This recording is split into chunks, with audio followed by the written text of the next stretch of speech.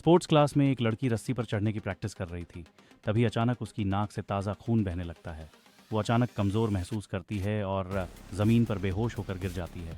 कुछ ही पलों में वो लड़की घर पर होती है। पूरा परिवार उसके हालचाल पूछता है, मगर लड़की ऐसे बर्ताव करती है जैसे उसे कुछ दिख ही नहीं रहा हो। तभी दरवाजे पर दस्तक होती है। उसका छोटा भाई जॉकी दरवाज़ा खोलने जाता है, लेकिन वापसी पर वो एक अलौकिक घटना देखता है। टेबल पर रखा गिलास खुद से उठकर उसकी बहन के हाथ में चला जाता है। ये देखकर जॉकी पूरी तरह डर जाता है। उसे अपनी बड़ी बहन के साथ हुए हादसे की याद आ जाती है। अपनी छोटी बहन की सुरक्षा के लिए वह एक बैट लेकर रात को उसके कमरे की निगरानी करने पहुंचता है। लेकिन जब बहन जागती है तो वह न केवल धन्यवाद देने से इनकार करती है, बल्कि उसे डांटती है कि इतनी रात को डराने क्यों आया, और फिर उसे कमरे से बाहर निकाल देती है। जॉकी परेशान होकर अपने कमरे में लौटता है। उसे लगता है कि शायद उसका मानसिक संतुलन बिगड़ गया है।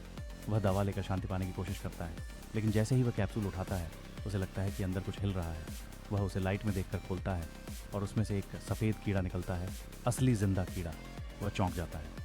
वो जो दवा वह और उसकी बहन लंबे समय से खा रहे थे वो असल में कीड़ों से बनी थी। अगले दिन वे स्कूल में अपने बायोलॉजी टीचर को वो कीड़ा दिखाता है। माइक्रोस्कोप के नीचे देखने पर टीचर तुरंत पहचान लेता है, वह एक फंगस फफूंदी है जो केवल सड़े गले माहौल में पनपता है। जॉकी को समझ नहीं आता कि ये उसके पास कैसे आया। टीचर उसे एक विजिटिंग कार्ड देता है और सलाह देता है कि वह उस कार्ड पर लिखे इंसान से मिले, शायद वही सच्चाई बता सके। जॉकी अपने दोस्त के साथ उस पते पर जाता है। वहाँ एक औरत मिलती है, नाम है निकी आंटी। वह इलाके की मशहूर जादू टोना जानने वाली है। जॉकी उसे बोतल दिखाता है। निकी आंटी चौंक जाती है और पूछती हैं, क्या तुमने इसे छुआ या खाया है?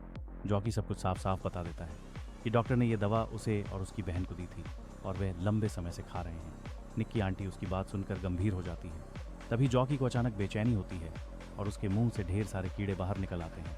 निक्की आंटी बताती है कि जो भी ये खाएगा उसे अलौकिक घटनाएं दिखेंगी। उन्हें एहसास होता है कि जॉकी की बहन अब बहुत बड़े खतरे में है।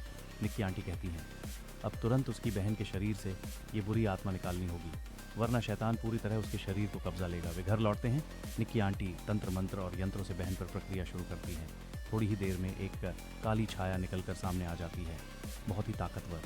छाया इतनी शक्तिशाली थी कि उसने निक्की आंटी को भी अपने कब्जे में ले लिया। तभी अचानक घर की लाइट्स ऑन होती हैं। माँ बाप घर लौट आए थे।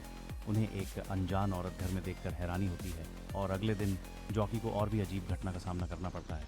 अगर ये वीडियो में आगे क्या हुआ जानना है तो कमेंट कीजिए, मैं दूसरा पार्ट जल्द ही अपलोड करूंगा। और हमारा चैनल फिल्मोरा दुनिया को सब्सक्राइब या फॉलो करते जाइए। धन्यवाद।